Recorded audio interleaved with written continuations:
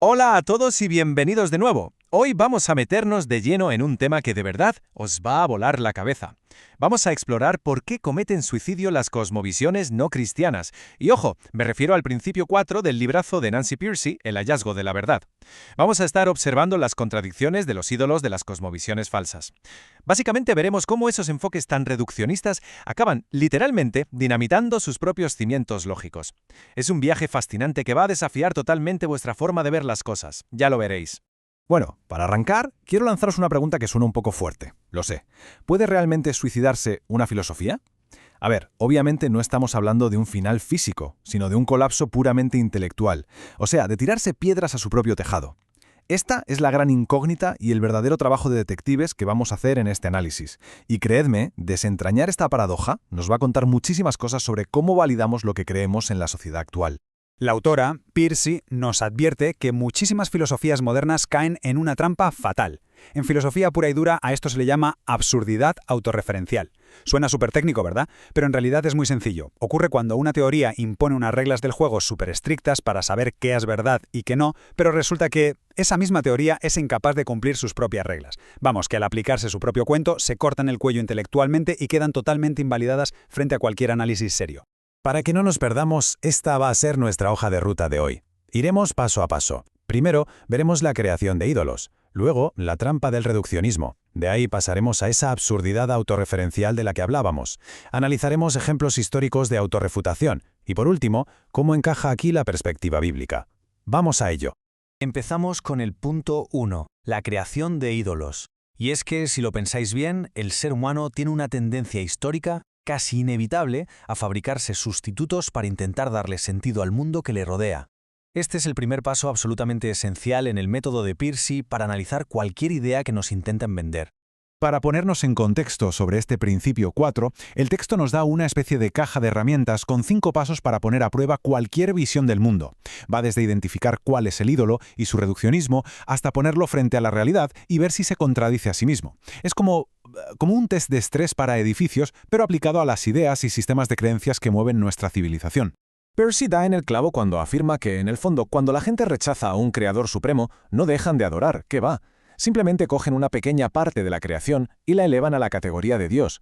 En lugar de ver a Dios como la realidad última que le da cohesión a todo, cogen algo como la pura razón humana, la imaginación o incluso las fuerzas económicas y lo ponen en un pedestal absoluto que no le corresponde. Y así llegamos de forma natural al segundo punto, la trampa del reduccionismo. Fijaos, lo realmente curioso de coger un solo concepto terrenal y elevarlo a la categoría de verdad absoluta es que acaba atrapando por completo a la persona que lo defiende. Te metes en un embudo ideológico del que resulta imposible salir usando la lógica. Pearcey lo compara con algo muy gráfico. Es como intentar meter el universo entero a la fuerza dentro de una caja minúscula. Es imposible. Todo lo que no cabe en esa cajita ideológica, cosas tan intrínsecas a nuestra naturaleza como el libre albedrío, la moralidad o nuestra conciencia, tiene que ser descartado. Literalmente, los que defienden estas posturas se ven forzados a clasificar nuestra experiencia humana más profunda como una simple ilusión. Me encanta cómo lo describía el ilustre G.K. Chesterton. Él lo llamaba, de forma brillante, la prisión de un pensamiento. Porque, seamos sinceros, esta trampa reduccionista no solo asfixia el intelecto de una forma brutal, sino que, a fin de cuentas, te deshumaniza. Te obliga a vivir en un choque mental constante, negando lo que vives en tu día a día simplemente para no saltarte tu propia regla teórica de cartón-piedra. Pasamos al punto número 3, la absurdidad autorreferencial. Y aquí es donde está el meollo del asunto. ¿Qué pasa exactamente cuando aplicamos estos marcos reduccionistas tan estrechos, sin piedad ni excepciones, a las propias personas que los inventaron? Pues que el castillo de naipes empieza a mostrar unas grietas irreparables.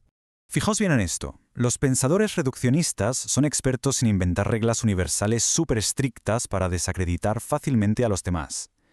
Pero, en un giro de ironía tremendo, cuando se trata de ellos mismos, actúan como si fuera una especie de observadores angelicales. Es como si, por arte de magia, ellos estuvieran exentos de las mismas reglas con las que juzgan implacablemente al resto del mundo. Vamos, que se creen por encima del sistema que ellos mismos han creado. Y el colapso de este chiringuito ocurre literalmente en 3 pasos muy sencillos. 1. Una cosmovisión suelta una regla estricta sobre lo que es verdad. 2. Cogemos nosotros la lupa y le aplicamos esa misma regla exacta a la propia cosmovisión. Y 3, ¡pum! La teoría implosiona, se contradice a sí misma y se viene abajo. De verdad, es un arma analítica buenísima para desenmascarar inconsistencias. Venga, vamos al punto 4. Ya hemos visto la teoría, pero ahora toca ensuciarse las manos con la práctica directa. Ejemplos de autorrefutación. Vamos a sentar en el banquillo a algunos de los sospechosos históricos más famosos y a ver si realmente aguantan el peso de sus propios estándares. Vamos a pasarles la prueba de fuego. Nuestro primer sospechoso es el famoso positivismo lógico. Cuidado con este, porque durante gran parte del siglo XX, estos eruditos dominaron e intimidaron a todo el mundo académico, afirmando que solo lo que se puede comprobar empíricamente en un laboratorio tiene algún significado cognitivo. Si una idea no se podía probar bajo un microscopio, era pura palabrería y no tenía sentido. Esa era la regla absoluta. Pero claro, ¿qué pasó cuando el positivismo lógico tuvo que probar su propia medicina? Que cometió un suicidio intelectual espectacular. Resulta que su famosa regla principal de «solo vale lo comprobable» no se podía probar en un laboratorio. Así que, según su propia regla de oro, su pilar fundamental era un absoluto sinsentido. Habían construido un imponente imperio flotando en el aire. Siguiente sospechoso al estrado, Karl Marx y su famosa hermenéutica de la sospecha. Básicamente, Marx decía que todas esas nobles pretensiones sobre la verdad de la humanidad no son más que excusas baratas para tapar intereses económicos. Vamos, que reduce cualquier gran idea a dinámicas implacables de poder y a la lucha de clases. Y aquí volvemos a caer en la misma trampa lógica. Si aplicamos la regla marxista a rajatabla, entonces la propia teoría de Marx no es más que, exacto, otra racionalización económica más de su época para ganar poder. Si absolutamente toda idea es solo un intento de manipular a las clases, no hay ninguna base objetiva para aceptar el marxismo como una verdad universal. Se invalida solo. Vamos a por el tercer sospechoso histórico, Sigmund Freud. En sus estudios, este hombre estableció como regla que la religión nace puramente de deseos humanos insatisfechos. Redujo toda la moral y la creencia a un simple chupete psicológico. Según él, era una ilusión reconfortante que nos inventamos para calmar el miedo que nos da vivir en un universo vasto y hostil. Pero ojo al giro analítico que nos propone el libro aquí, que me parece fascinante. Citando al poeta Czeslaw Milosz, la realidad es que si ponemos al propio ateísmo bajo esa misma lupa freudiana, el ateísmo podría diagnosticarse perfectamente como el mayor cumplimiento de un deseo psicológico. ¿Qué deseo? Pues la inmensa comodidad de no tener que rendirle cuentas a nadie, de escapar de cualquier juicio moral por parte de una autoridad. ¡Toma ya! Y llegamos a nuestro último sospechoso, la epistemología evolutiva extrema. Fijaos en las palabras de científicos como Francis Crick que afirman con toda seguridad que nuestro cerebro evolucionó única y exclusivamente para sobrevivir, no para descubrir verdades objetivas ni científicas. Para ellos, nuestra compleja razón es solo un mecanismo ciego para que la especie no se extinga. ¿Y dónde está el callejón sin salida aquí? Pues que, si resulta que nuestras mentes solo sirven para inventar ficciones útiles que nos mantengan vivos, entonces no tenemos absolutamente ninguna razón lógica para fiarnos de nuestra propia razón. Lo que significa, de forma súper irónica, que la mismísima teoría de la evolución podría ser simplemente otra ficción falsa inventada para sobrevivir. ¡Boom! Se hace el harakiri completo. Bueno, y después de ver analíticamente cómo todas estas superteorías se desmantelan solas y cometen ese inevitable suicidio lógico, llegamos al punto 5, la perspectiva bíblica. Esta es la alternativa que nos presenta la autora, diseñada precisamente para mantener el intelecto superestable y resistente frente a las pruebas de la lógica. Si comparamos estos enfoques, Peirce nos explica claramente por qué una cosmovisión bíblica no comete suicidio. Es sencillo, porque no rebaja la compleja razón humana a ser un triste subproducto ciego de la química, de la economía o de la mera supervivencia.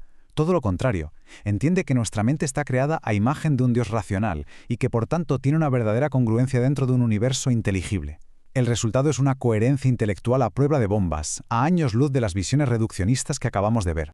Y para cerrar este profundo análisis, el texto nos lanza un último reto, sobre los mapas cognitivos que usamos a diario en nuestra vida. Nos deja con esta reflexión súper clave. ¿Puede alguna cosmovisión explicar verdaderamente toda la realidad sin acabar contradiciéndose a sí misma? Es vital que seamos valientes y nos preguntemos si nuestras propias creencias se mantienen firmes, o si al pasarlas por la lupa implacable de la lógica, también se desmoronan bajo su propio peso. Ahí os lo dejo para que lo penséis.